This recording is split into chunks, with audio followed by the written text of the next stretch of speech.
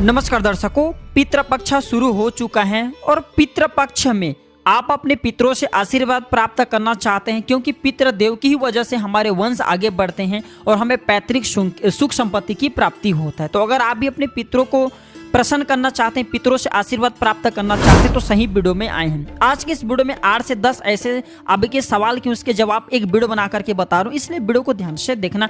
पिछले वाले वीडियो में बताया था कि पितरों को कौन सा फूल चढ़ाना चाहिए। आज के इस वीडियो में मैं आप लोगों को 5 से 7 और आपके पूछे गए सवालों का जवाब दूंगा। तो यह वीडियो ध्यान से देखना। हमारे चैनल का एक ही मकसद है, जनहित एवं जन कल्याण करना। आप में से पूछे गए हर एक लोगों की मैं एक वीडियो बना करके जानकारी को शेयर करता हूँ। वीडियो बना करके पूछे गए जो क्वेश्चन है उसका उत्तर बताता हूँ। तो पितृपक्ष में पानी कैसे देना चाहिए, आप में से बहुत सारे लोग कमेंट कर रहे थे। तो पितृपक्ष में हम अपने पितरों को नियमित रूप से जल अर्पण करते हैं और यह जल कैसे करना चाहिए ध्यान से सुनिए। तो यह जल दक्षिण दिशा की ओर मुंह करके, अपने मुख को करके दोपहर के समय में आपको जल अर्पण करना है और श्राद्ध के समय जल में काला तिल आपको मिला लेना है। काला तिल बिल्कुल ही मिला लेना है और हाथ में आपको कुश रखना है और इससे आपको पूर्वजों के देहांत की तिथि पर अगर आप जो है इस दिन, जैसे कि आपके जिस दिन पूर्वज का देहांत हुआ है उस तिथि में अगर आप जो अन्न या वस्त्र का दान करते हैं तो इससे पितृदेव प्रसन्न होते हैं। हमने वीडियो में बताया कि किस प्रकार से आपको भी जल देना चाहिए।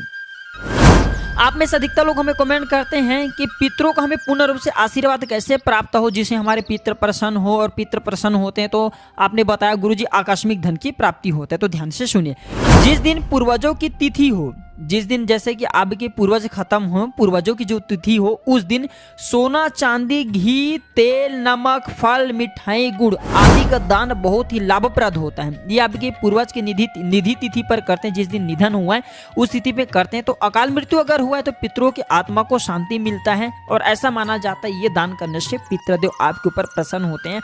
अगर किसी कारणवश आपके जीवन में आपको काल सर्प दोष लग गया जिसके कारण आपको भयानक कष्ट सहना पड़ रहा हो तो भयानक कष्ट से मुक्ति मिल जाती है। हमने वीडियो में जितने दान बताए ये दान करने में समर्थवान नहीं तो आपको जैसा बने वह दान अवश्य करिए। अमावस्या दिन पितरों को कैसे खुश करें, आप में से बहुत सारे लोगों के प्रश्न होते हैं। तो देखिए, हर अमावस्या दिन अपने पितरों का ध्यान करते हुए पीपल के पेड़ पर कच्ची लस्सी, थोड़ा गंगा जल, काले तिल, चीनी, चावल, जल तथा पुष्प अर्पित करें और ओम पितृभ्यः नमः इस मंत्र का जाप करें। हो सके तो पितृ सूक्त का पाठ करना, ये बहुत ही शुभप्रद होता है। और प्रत्येक अमावस्या को दक्षिण की तरफ मुंह करके पितरों के लिए आपको पितरों के लिए आपको जो पीपल के पेड़ है उसमें सारे चीजों को आपको चढ़ाना, जैसे कि अभी हमने वीडियो में बताए हैं। तो इस बात का आपको जो है विशेष ध्यान रखना है। वीडियो में आगे बढ़ने से पहले और भी अच्छी जानकारी बताऊंगा। अभी तक वीडियो लाइक नहीं की तो वीडियो को लाइक कर दीजिए और हाँ, आगे बढ़ने से पहले कमेंट बॉक्स में अभी तक ओम पितराय नमः या फिर अपने पितरों का नाम जरूर लिखना। मित्रों, पितृदेव हमारे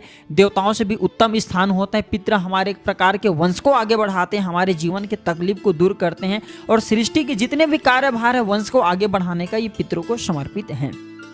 बहुत से लोग हमें कमेंट करते हैं गुरुजी सपने में पितरों को देखने का क्या मतलब होता है।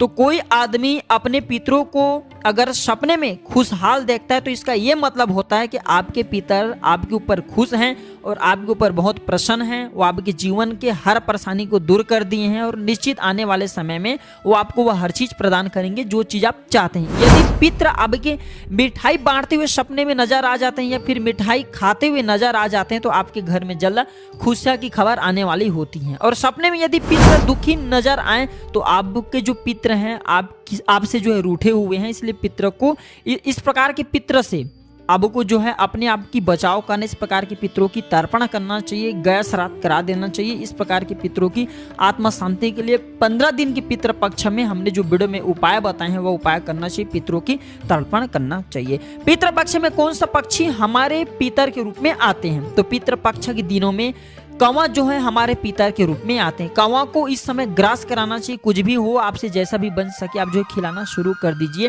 और हाँ, क्योंकि इस समय हमारे पितर साक्षात रूप में नहीं आ सकते लेकिन कौवा के रूप में हमारे घर में जरूर आते हैं। पितृपक्ष कौवा के रूप में आकर के भोजन को ग्रहण करते हैं और कौवा यमराज का प्रतीक माना जाता है और कौवा जो है भगवान शनि की भी सवारी है।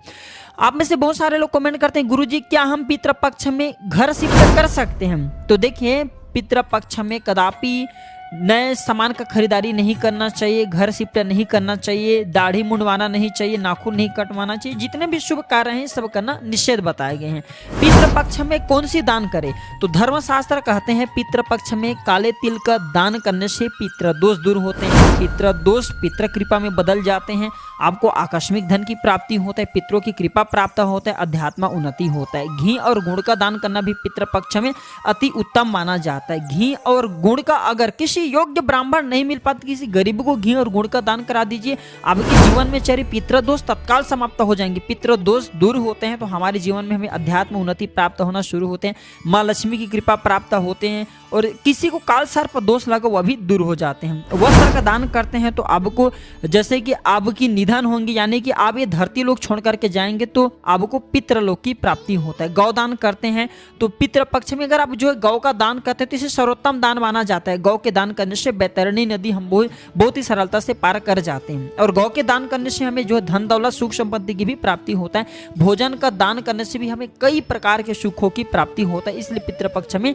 ये सारे चीज हमें अवश्य करना चाहिए, और इन चीजों को करने में हमें तनिक भी जो शर्म नहीं करना चाहिए, तनिक भी हमें जो है नहीं सोचना चाहिए। आशा करता हूं कि पितृपक्ष में किए जाने वाले जो साधारण उपाय बता रहा हूं ये आपके जीवन में कल्याणकारी साबित एवं मंगलमय साबित जरूर होंगे। जानकारी कैसा लगे हमें जरूर बताइएगा। वीडियो देखने के लिए धन्यवाद। नमस्कार।